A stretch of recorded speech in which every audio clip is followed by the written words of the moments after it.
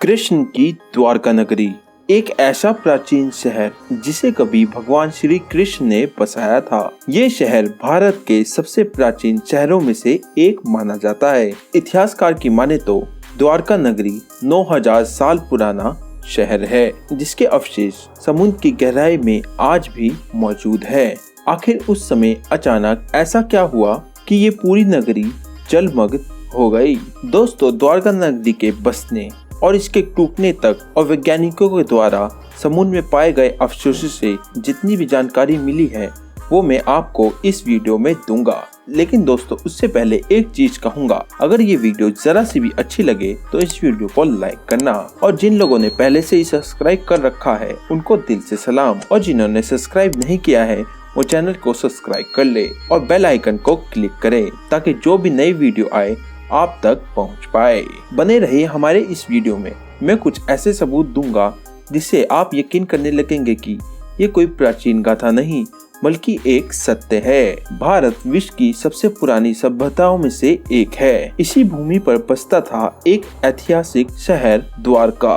गोमती नदी और अरब सागर के संगम पर बसी द्वारका नगरी की स्थापना भगवान श्री कृष्ण ने मथुरा से निकलने के बाद करी थी, जो एक विशाल और सुसंगत नगर था। ये भारत का सबसे विकसित राज्य हुआ करता था, जो हूबहू आज के आधुनिक शहर के जैसा ही था। कहते हैं मथुरा के क्रूर राजा और कृष्ण ने अपने मामा का वध किया तो कंस के ससुर जरासंध बार बार मथुरा पर आक्रमण करते रहे, जिसके कारण कृष्ण अपनी प्रजा के सुरक्षा के कारण अपनी सारी प्रजा को लेकर समुद्र के किनारे आ गए और द्वारका बसाई। कहते हैं द्वारका बसाने के लिए कृष्ण ने समुद्र देव से जमीन ली थी और देवताओं के निर्माणकर्ता विश्वकर्मा से रातों रात द्वारका का निर्माण करवाया। विशाल दीवारों से घिरी ये खूबसूरत नगरी वास्तुकला की बेहतरीन मिसाल थी, लेकिन श्री कृष्ण की मृत्यु के बाद ये खूबसूरत नगरी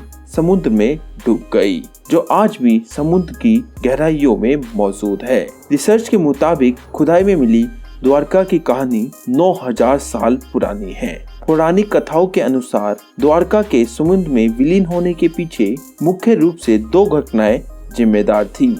एक, महाभारत के उपरांत माता गांधारी के द्वारा अपने पुत्रों के मृत्यु के वियोग में श्री कृष्ण को दिया गया श्राप, और दूसरा ऋषियों के द्वारा कृष्ण पुत्र संभा को दिया गया श्राप। जब कृष्ण पुत्र संभा ने ऋषियों का उपहास किया, उसके पश्चात क्रोध में आकर ऋषियों ने संभा को श्राप दे दिया। पुराणों के अनुसार भगवान श्री कृष्ण की द्वारका नगरी महाभारत के युद्ध के उपरांत गांधारी के श्राप से 36 साल बाद समुद्र में समा गई थी। द्वारका के समुद्री अवशेषों पर भारत के वायुसेना के जो समुद्र के ऊपर से उड़ान भर रहे थे। इसके बाद ही 1970 के जामनगर के गजेटियन में इनका उल्लेख किया गया। इससे पहले लोगों का कहना था कि द्वारका नगरी एक काल्पनिक नगर है और काल्पनिक कहानियों का कोई इतिहास नहीं होता, लेकिन जब द्वारका का इतिहास 6वीं शताब्दी में कॉपर प्लेट पर मिले तब लोगों पर इस पर भरोसा होने लगा। इसके पश्चात सन 1979 में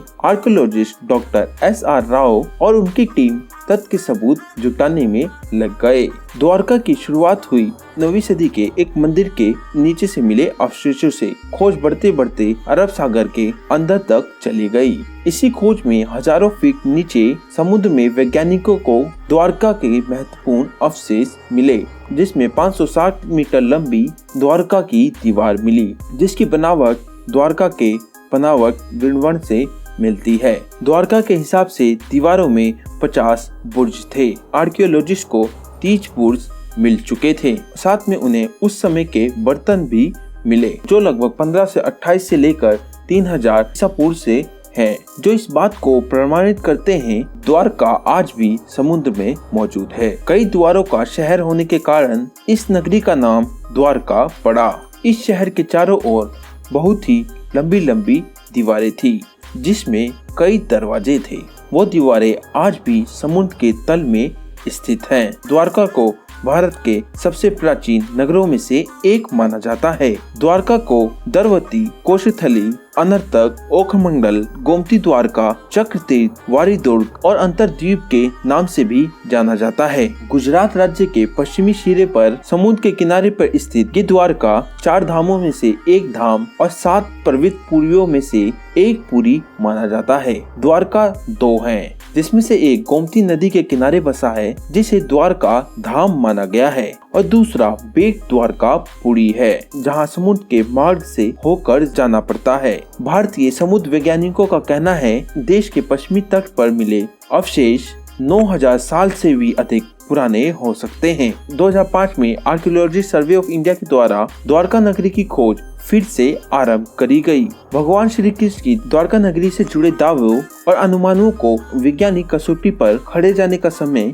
अब एकदम नजदीक आ गया, क्योंकि सन 2007 में आर्कियोलॉजी सर्वे ऑफ इंडिया के द्वारा इंडियन नेवी के गोताखोरों ने समुद्र में समाये द्वारका नगरी के अवशेष के नमूनों को सफलतापूर्वक निकाल लाए थे। गुजरात के कच्छ की खाड़ी के पास स्थित द्वारका नगर के समुद्र तटीय क्षेत्र में नौसेना के गोताखोरों की मदद से आर्कियोलॉजी सर्वे ऑफ इंडिया के रिसर्च के बाद समुद्र के भीतर उत्खनन कार्य किया और वहां पड़े चूना पत्थर के खंडों को भी ढूंढ निकाला। नौसेना के साथ इस अभियान को चलाते समय भारतीय सेना के समुद्री गोताओं के साथ जब समुद्र के नीचे खोजा गया तो आर्कियोलॉजी सर्वे ऑफ इंडिया ने भारतीय सेना के गोताखोरों से जो समुद्र के नीचे से अवशेष मिले थे उसे भारत के वैज्ञानिकों को ही नहीं बल्कि विदेश के वैज्ञानिकों को भी भेजा गया था, और वहाँ से मिली जानकारी और कार्बन डेटिंग शोध के मुताबिक ये नमूने 9500 साल पुराने हैं। विदेशी वैज्ञानिक भी इसके बारे में जानकर काफी चौंके हुए थे।